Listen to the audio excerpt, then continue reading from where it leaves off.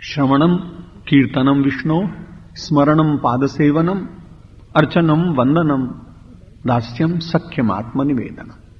ये नवधा भक्ति कही गई, जिनका मैं संक्षिप्त रोज वर्णन आपके सामने करूंगा। आज भूमिका में ही बोल रहा हूं, क्योंकि भक्ति मानव के जीवन में एक और लाभ देती है। श्रीमद् भगवद गीता आपने खूब अच्छी तरह पढ़ी सुनिए। तो उस समय भगवान ने कहा कि देखो अर्जुन, मैं तुम्हारे साथ हूं और परमात्मा के कई स्वरूप हैं। एक परमात्मा का विराट स्वरूप है जो अलग अलग रूपों में दिखाई पड़ रहा है। करोड़ों रूप हैं उसके, कोई लंबा है, कोई नाटा है, कोई स्थूल है, कोई दुर्बल है, कोई पीत है, कोई गौर है, कोई श्याम है। इतने रूप परमात्मा के हैं, तो परमात्मा का एक विराट रूप और मानव में भी है और इतर योनियों में, प्राणियों में भी है, वो भी सब परमात्मा का ही रूप।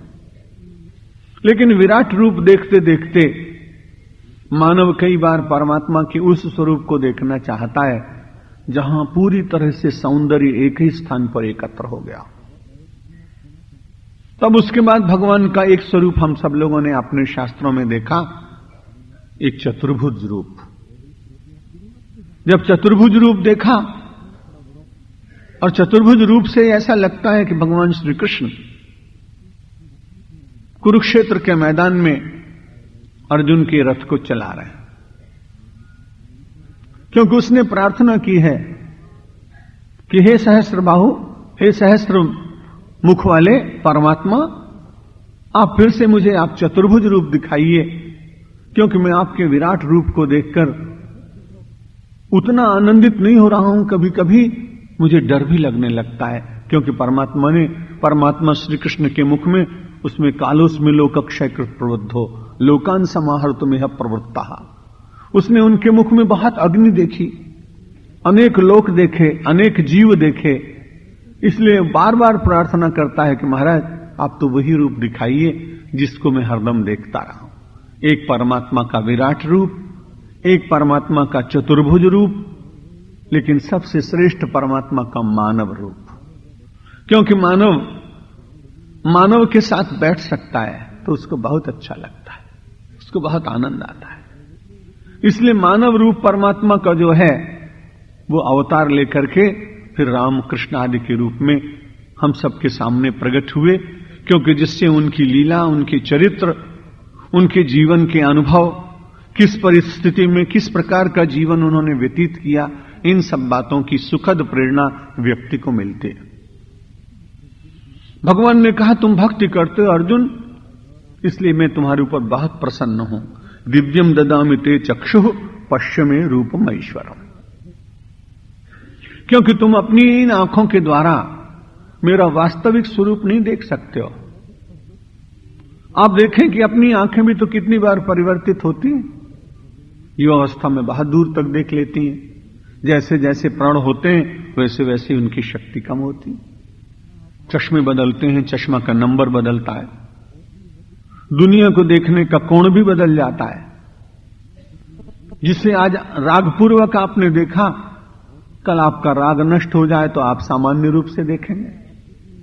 कभी आंखों में किसी के प्रति द्वेष बैठा हो तो क्रोधपूर्वक उसको देखेंगे।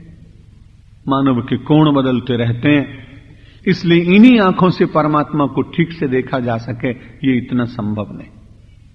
और इसीलिए तो ध्यान करते हैं।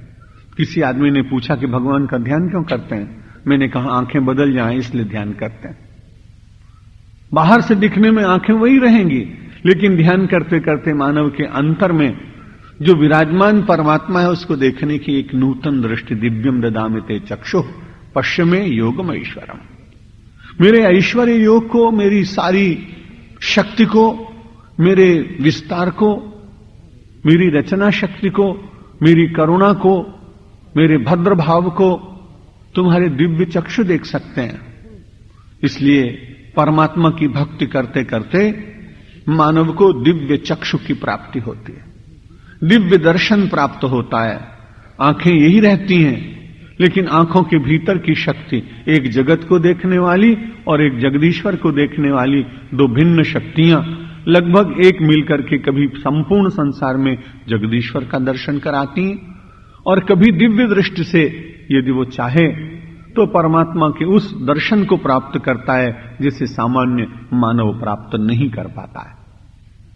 भक्ति के 9 प्रकार हैं, भक्ति के और अनेक प्रकार, लेकिन नवधा भक्ति का वर्णन बहुत किया। अब एक दिन में विचार करने लगा कि 9 ही भक्ति क्यों भगवान ने बताई। तो आदमी को नव बहुत अच्छा लगता है। नव का अर्थ है नूतनता।